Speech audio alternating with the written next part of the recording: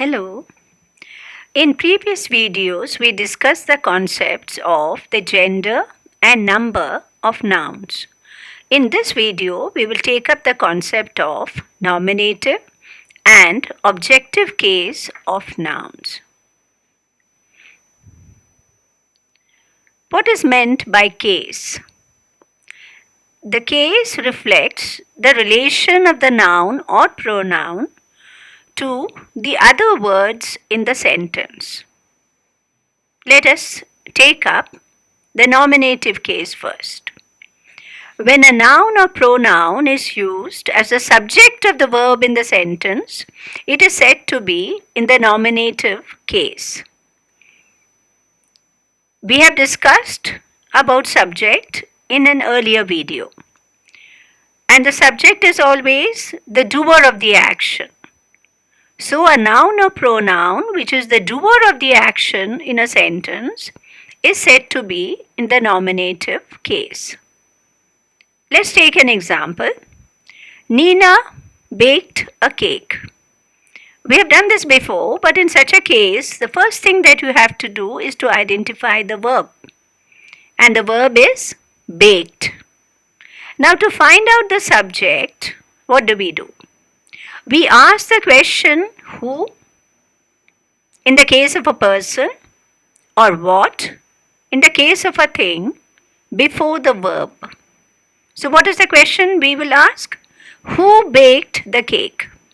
And what is the answer that you get? Nina. So Nina is the subject in the sentence. Therefore, the noun Nina is said to be in the nominative case because it is playing the role of the subject in the sentence. The postman rang the bell. First, identify the verb. The verb is rang.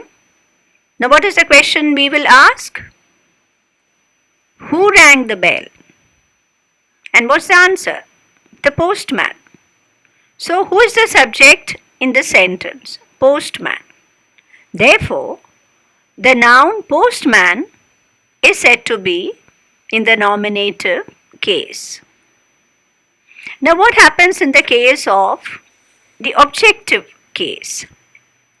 When a noun or pronoun is used as the object of the verb in a sentence, it is said to be in the objective or accusative case. We have done this before. How to identify an object in a sentence.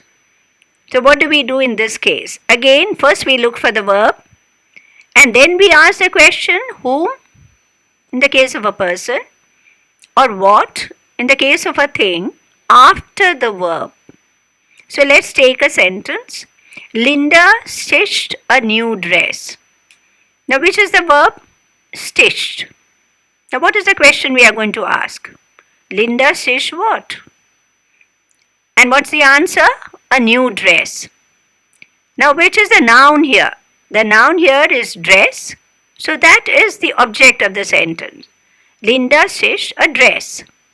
So the noun dress is said to be in the objective case because it is the object in the sentence. Tim prepared some snacks. Now again, we look for the verb prepared. We ask the question, Tim prepared what? Obviously the answer is some snacks. Now we look for the noun. The noun is snacks, which is the object in the sentence. Therefore, the noun snacks is in the objective case because it is the object in the sentence. Now there's one more case where we can have an accusative case or an objective case. A noun which comes after a preposition is considered to be its object. Therefore, that noun or pronoun is also said to be in the objective case or accusative case. Let's take an example. Betty jumped off her cycle. Of course, we'll be doing prepositions later. But in this sentence, the preposition is off. What did she do? She jumped off her cycle. So the preposition is off, and which is the noun that this preposition governs? Cycle. She jumped off her cycle. So in this case, the noun which comes after the preposition is cycle. Therefore, the noun cycle is said to be in the objective case or the accusative case because it is in the position of an object.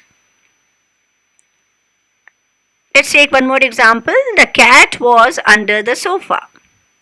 First, you have to look for the preposition. The preposition is under. And which is the noun that it governs? It is under what? It is under the sofa. So it governs the noun sofa. So, sofa is in the position of an object. It is therefore in the objective or accusative case. So, we have discussed now about the two different kinds of cases, nominative and objective. Objective is also called accusative. So, in such cases where the noun is the subject of a sentence, it is said to be in the nominative case, and when it is the object of the sentence, it is said to be in the objective case. I hope you have now understood the concepts of nominative and objective case of nouns and how to identify them in a sentence. Now take a quick test on TeachYaar.com to revise what you have learnt. To take the test, scan the QR code with your mobile device or click on the link below the video placed in the description section and comment section. Subscribe to the TeachYaar YouTube channel for notifications.